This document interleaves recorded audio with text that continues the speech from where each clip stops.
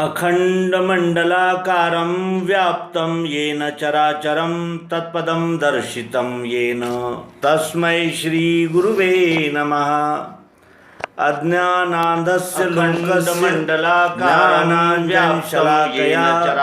चक्षुरुन्मीलितं येन तस्मै श्रीगुरुवे नमः। अध्यात्म विज्ञान यूट्यूब चैनल पर आप सभी का हार्दिक स्वागत है। आज का जो समय है वो कितना संघर्षपूर्ण और अध्यात्म विज्ञान से कहते हैं कि अत्यंत विदारक हाहाकारी ऐसा है। गुरुजन कोरोना के काल में हमारे टीम के लोग सदस्यों को उन हरकतों से बाज नहीं आ रहे हैं जिन्हें हम शैतानी हरकतें कैसे कर सकते हैं, समादर करते हैं। जैसे मित्रों रेमडेसिविर इंजेक्शनों का काला बाजार करना, ऑक्सीजन के सिलेंडर छिपा के रखना और एम्बुलेंस जो तैयार पड़ी हुई है उन्हें किसी गोडाउन में बंदिश कर रखना, इस प्रकार के जो शैतानी कर्म हो रहे हैं, अधिक से अधिक कमा लें, अधिक से अधिक जमा करें और अधिक से अधिक पीड़न करें, उत्पीड़न करें और अधिक से अधिक ये जिसे कहते हैं कि स्वार्थ सिद्धि करें। और इस प्रकार के मनुष्य की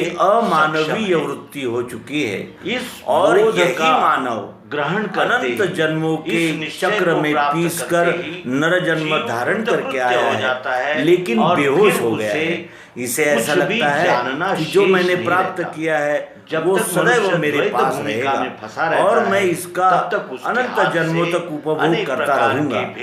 लेकिन क्या ऐसा हुआ है? ऐसा हो सकता है जब हम इस जीवन में आते हैं तो हमारे पास क्या होता है? कुछ भी नहीं, केवल हमारे संस्कार और हमने किए हुए कर्म के कर्मफल प्रारब्ध ही हमारे साथ होता है, अन्य तो कुछ होता ही नहीं। लेकिन ये मनुष्य की हवस इतनी ज्यादा है कि ये चाहे जैसा भी हो, लेकिन मैं अपने सुख भोगों को प्राप्त करूं और जिन्हें मैं अपना कहता हूँ, मेरे पुत्र पत्नी रिश्तेदार, मेरे जात के, मेरे कुल के, मेरे संप्रदाय के, मेरे पंथ के, ये अनंत काल तक आनंद लेते रहें। और इसलिए मैं जैसे चाहे वैसे कार्य करूं। और फिर उसमें संक्षिप्त अब कितना वर्णन किया जाए, आप सब इसके भुक्तभोगी हैं, आप सब प्रबुद्ध हैं, आप सब जानते हैं संप्रदाय। इसलिए मनुष्य की हैवानियत का विशेष विस्तार न करते हुए यहाँ इस अंक में हम ये जानेंगे कि समस्त बुराइयों से, पापों से निवृत्त होने का एक मार्ग है और वो है अध्यात्म। अध्यात्म विज्ञान की पाठशाला यह विश्व रूप परमात्मा का प्रत्यक्ष अर्थात दर्शन कराने वाला यह अध्यात्म विज्ञान का परम योग आज उपलब्ध है। आइए इसका हम लाभ लें और अपने मायानंद जी जो हमारे से संलग्न है, जो हमारी बातों को सुनते हैं या जिनके समक्ष हम इस सत्य का उद्घाटन कर सकते हैं, उनको भी तारण के मार्ग तक ले चलें। और ये देने वाला अद्भुत सिद्धांत सर्वांग योग हम प्रस्तुत कर रहे हैं। इस सर्वांग योग की महत्ता को श्रीमद् भगवद गीता में भगवान श्री कृष्ण जी किस तरह विदित करते हैं, यही इस अंक का प्रयोजन है। मित्रों, आइए ये हमें श्रीमद् भगवद गीता के चौथे अध्याय में प्राप्त होता है और ये श्लोक 33 से 37 तक के इसका विवरण है। आइए हम अध्यात्म विज्ञान की दृष्टि से श्रीमद् भगवद गीता में इस परम ज्ञान, परम योग के विषय में भगवान श्री कृष्ण जी क्या कहते हैं, इसका अवलोकन करें। क्या है त्वम कहते हैं कहाँ श्रेयांद्रव्यम ज्ञान यज्ञः परम तप सर्वं कर्माखिलं पार्थ ज्ञाने परिसमाप्यते तद्विद्धि प्रणिपातेन परिप्रश्नेन सेवया उपदेक्षन्ति ते ज्ञानं ज्ञानिनस्तत्त्वदर्शिनः यज्ञात्वा न पुनर्मोहमेवं यास्यसि पाण्डव येन भूतान्यशेषेण द्रक्ष्यास्मन्यथो मयि अपि चेदसि पापेभ्यः सर्वेभ्यः पापकृत्तमः सर्वज्ञानप्लवेनैव वृजिनं सन्तरिष्यसि। यथेच्छांसि समिद्धोऽग्निर्भस्मसात् कुरुते अर्जुन ज्ञानाग्निः सर्वकर्माणि भस्मसात् कुरुते तथा नहि ज्ञानेन सदृशं पवित्रमिह विद्यते तत्स्वयं योगसंसिद्धः कालेनात्मनि विन्दति। श्रद्धावान् लभते ज्ञानं तत्परः संयतेन्द्रियः ज्ञानं लब्ध्वा परां शान्तिं अधिगच्छति। द्रव्य के यज्ञ से श्रेष्ठ अर्जुन ज्ञान यज्ञ है। अंत में सब कर्मों का लय है ज्ञान यज्ञ में। तुझे वो ज्ञान देवेंगे ज्ञानी तत्वज्ञ जो लखें। दंडोत प्रश्न सेवा से ध्यान में रखना उसे। जिसके जानने से ये मिटेगा मोह पांडव उससे मेरे तेरे में देखेगा भूत है नहीं। यद्यपि पापियों में तू सबों से पाप में बड़ा होगा भी ज्ञान नौकाले तरेगा निधि पाप का। जैसे चेता हुआ अग्नि काष्ठों को भस्म है करे वैसे ज्ञानाग्नि ही सारे कर्मों को भस्म है करे। यहाँ ज्ञान बिना दूजा पवित्र और है नहीं। सो स्वयं योग संसिद्ध काल से निज में लखे। श्रद्धावान दत्तचित्त लहे ज्ञान जितेंद्रिय। ज्ञान की प्राप्ति होते ही स्थायी शांति उसे मिले। आइए अब इन श्लोकों का सरल अर्थ ग्रहण करने का प्रयास करें। द्रव्य के यज्ञ से श्रेष्ठ अर्जुन ज्ञान यज्ञ है। अंत में सब कर्मों का लय है ज्ञान यज्ञ में। द्रव्य के यज्ञ से श्रेष्ठ अर्जुन ज्ञान यज्ञ है। द्रव्य के यज्ञ से श्रेष्ठ है ज्ञान यज्ञ। क्यों? क्योंकि जब भी हम किसी द्रव्य द्वारा कोई यज्ञ करते हैं तो कोई न कोई उसमें त्रुटि रहती ही है। और जैसे अनेक प्रकार की यज्ञ है। जैसे प्राणायाम योग में प्राणायाम यज्ञ में हम श्वासों का आवागमन करते हैं। उसमें भी श्वास द्रव्य लगता ही है। इस प्रकार किसी भी द्रव्य से कोई भी यज्ञ हो उसमें कुछ न कुछ त्रुटियां होती ही होती है। लेकिन द्रव्य के यज्ञ से श्रेष्ठ ज्ञान में 5 का ब्यौरा। क्योंकि कितना भी हम द्रव्य से यज्ञ करें उसका समापन और उसका जिसे कहते हैं विलय निश्चित है। लेकिन ज्ञान यज्ञ का ऐसा नहीं है। ज्ञान यज्ञ जब भी हम करते हैं ज्ञान लेना और देने की जब प्रक्रिया होती है तो ज्ञान देने वाला है उसको भी संतोष मिलता है और जो ज्ञान प्राप्त करता है वो तो परम लाभ में रहता है। क्योंकि ये ज्ञान ऐसा है जो उसके जीवन पर्यंत उसके साथ रहता है। और अंत में भी इस ज्ञान के बोध में स्थित होकर जब वो प्राणोत्क्रमण होता है तो वो आगामी जन्म में भी इसी ज्ञान के संस्कार लेकर जाता है जो कि परम कल्याण का और उद्धार का मार्ग है। इसीलिए भगवान श्री कृष्ण जी अर्जुन को कहते हैं कि द्रव्य के यज्ञ से श्रेष्ठ अर्जुन ज्ञान यज्ञ है। अंत में सब कर्मों का लय है ज्ञान यज्ञ में। और अंत में सभी कर्मों का लय किसमें है? ज्ञान यज्ञ में है। ज्ञान ऐसी वस्तु है जो एक बार हृदयस्थ हो गई कि वो उजाला ही उजाला करती है। वहाँ संशय भ्रम का यत् किंचित भी संभावना नहीं रहती। इसीलिए यहाँ भगवान श्री कृष्ण जी कहते हैं कि तुझे वो ज्ञान देवेंगे ज्ञानी तत्वज्ञ जो लखे। दंडोत प्रश्न सेवा से ध्यान में रखना उसे। तुझे वो ज्ञान देवेंगे। तो ज्ञान तो हमें हर मार्ग से मिलता है। सांप्रदायिकता से मिलता है, मत से मिलता है, शास्त्र से मिलता है, अनेक प्रकार के उदाहरणों से मिलता है, पुराणों से मिलता है, वेदों से मिलता है। ज्ञान तो हर तरफ से मिलता है, लेकिन ये ज्ञान कैसा है? ये प्रत्यक्ष प्रायोगिक और शब्द भंडार में से निकला हुआ, यानी अत्यंत शुद्ध सरल और जिसे कहते हैं कि परफेक्ट ऐसा ज्ञान है। और इसीलिए तुझे वो ज्ञान देवेंगे कौन? ज्ञानी। ज्ञानी का अर्थ यहाँ केवल शब्द ज्ञानी नहीं है, अनुभवी व्यक्ति तुझे ज्ञान देवेंगे। कौन से अनुभवी? तत्वज्ञ। तत्वज्ञ किसे कहते हैं? जो तत्व के द्वारा इस विश्वरूप परमात्मा को पूरी तरह जान गए हैं, जो पूरी तरह जान गए हैं वही पूरी तरह दूसरे को बोध दे सकते हैं, जना सकते हैं, दिखा सकते हैं। वस्तु के स्वाद में इसलिए भगवान श्री कृष्ण जी कहते हैं कि तुझे वो ज्ञान देवेंगे ज्ञानी तत्वज्ञ जो लखे, जिन्होंने लखा है, जिन्होंने अनुभव लिया है, ऐसे ही तत्वज्ञ तुझे ज्ञान देवेंगे। और कैसे उसको ग्रहण करना है? दंडोत प्रश्न सेवा से दंडोत करना है। दंडोत का अर्थ होता है उनके समक्ष विनय पूर्ण रीति से उपस्थित होना है। हम भी ज्ञान के प्रसंगों में कभी संशय भ्रम से देखने लगते हैं, तो कभी कौतुक से देखने लगते हैं, कभी ये हृदय में धारण करके कि ये क्या बता रहा है और ये कोई मैंने महत्वहीन जानकर सुनते हैं। इस प्रकार से नहीं लेना है इस ज्ञान को कैसे लेना है? दंडोत विनय पूर्वक प्रश्न, यानी जब तक कि हमारा समाधान न हो तब तक के उस विषय के यानी अनुषंग में प्रश्न करते ही रहना है, क्योंकि तत्वज्ञ ये स्थायी समाधान का घर होते हैं। उनसे ही हमें स्थायी समाधान मिलता है, और तत्वज्ञ जहाँ तहाँ नहीं मिलते।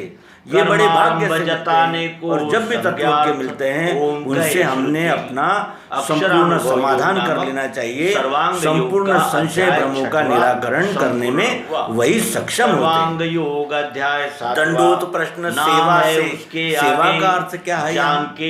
सेवा का अर्थ है सेवन करना, उसे आत्मसात करने की दृष्टि से उसको पूछना, और आत्मसात करने की दृष्टि से ही इस ज्ञान को प्राप्त करना, बोध ध्यान में रखना, उससे ध्यान में रखना, ध्यान में रखना। केवल इंद्रिय यानी कान से सुनकर हाँ करके उसको टालना नहीं है, तो इस ज्ञान को ध्यान में रखना है, यानी चित्त में संग्रहित करना है। क्योंकि संग्रह जो करेंगे फिर हम उस संग्रह किए हुए ज्ञान को मनन चिंतन निधिध्यासन के द्वारा जांच परख कर अपनाते हैं। इसलिए इसे ध्यान से सुनना। जिसके जानने से ये मिटेगा मोह पांडव, फिर मेरे तेरे में देखेगा भूत है नहीं। जिसको जानने से कल्पना किए परम गुह्य अध्यात्म विज्ञान को जानने से मोह की समाप्ति हो जाती है। अकंप धारणा मोह की समाप्ति हो जाती है। ऐसा ये एकमेव ज्ञान है अध्यात्म विज्ञान। और इस ज्ञान को प्राप्त करते ही फिर मेरे तेरे में देखेगा भूत है नहीं। फिर तो ये विश्व ही परमात्मा हो जाता है।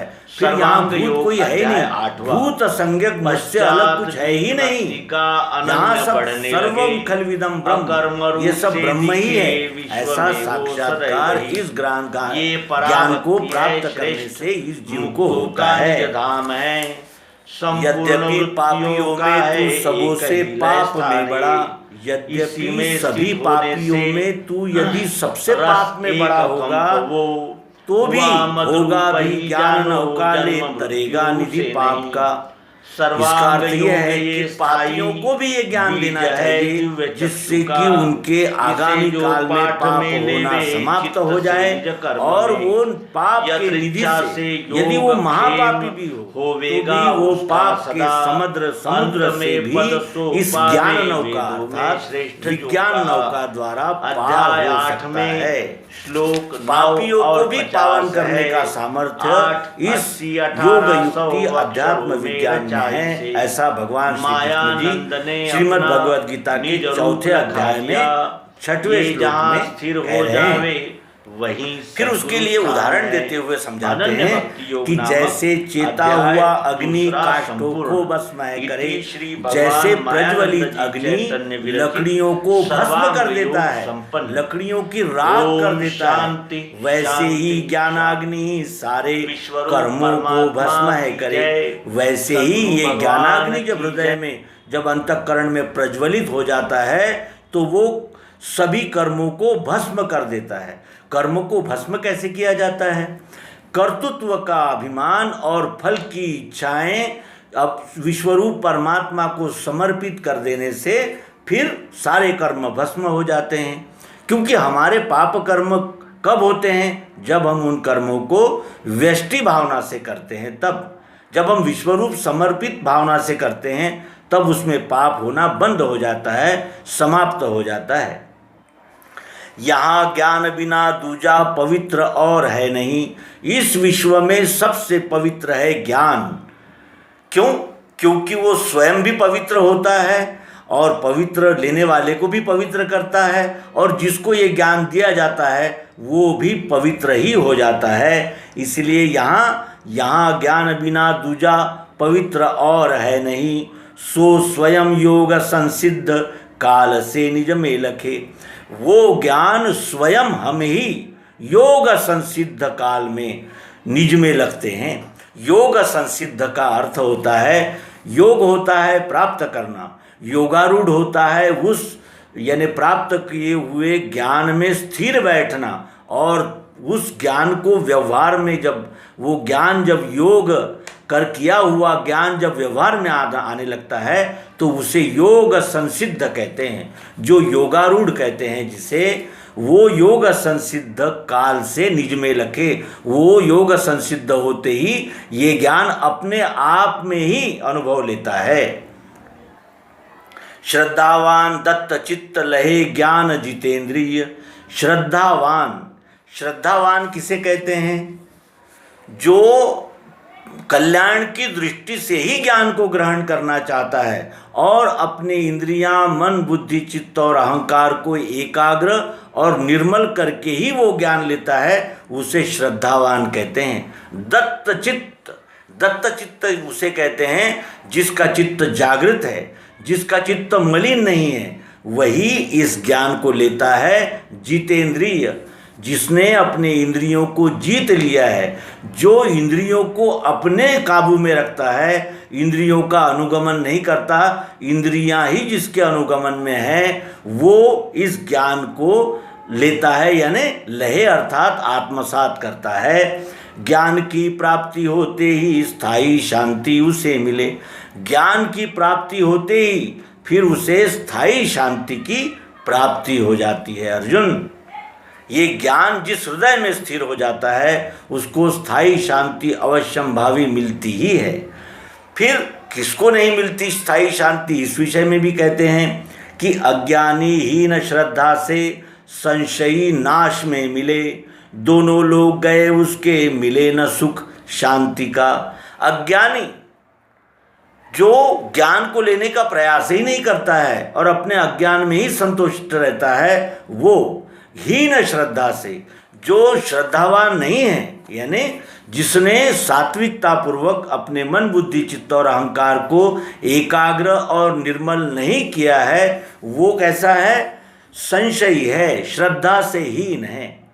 संशयी का अर्थ ये होता है कि यानी उसे कुछ भी बता दिया जाए, यानी अंतिम बोध भी दिया जाए, अंतिम सत्य भी बता दिया जाए, तो कहीं ना कहीं उसमें रोचक भयानक के अंश रहते ही है। यानी जो संशय आत्मा ही होता है वो नाश में मिलते हैं, यानी उसको फिर अनंत जन्मों तक जीव भावना में जन्म धारण ही करना पड़ता है, और वो अज्ञान के फेर में ही अनंत जन्मों तक ये जन्म मृत्यु के चक्र में पीसता ही रहता है। दोनों लोग गए उसके, न उसको इस जन्म में आनंद और शांति मिलती है, न आगामी जन्म में आनंद और शांति की प्राप्ति होती है। मिले न सुख शांति का, उसे शांति का सुख नहीं मिलता। इसीलिए तत्वज्ञों से अनुभव लेना चाहिए और सर्वांग योग को आत्मसात करते ही फिर कितना भी बड़ा पापी क्यों न हो, वो तर जाता है, अर्थात वो पाप कर्मों से निवृत्त हो जाता है, वो शीघ्र ही पुण्यात्मा हो जाता है और विश्वरूप की सेवा करके वो विश्वरूप ही बन जाता है। इस प्रकार का मार्गदर्शन भगवान श्री कृष्ण जी अर्जुन को श्रीमद् भगवद गीता के 4थे अध्याय में करा रहे हैं। नर्मदे हर सद्गुरु भगवान की जय।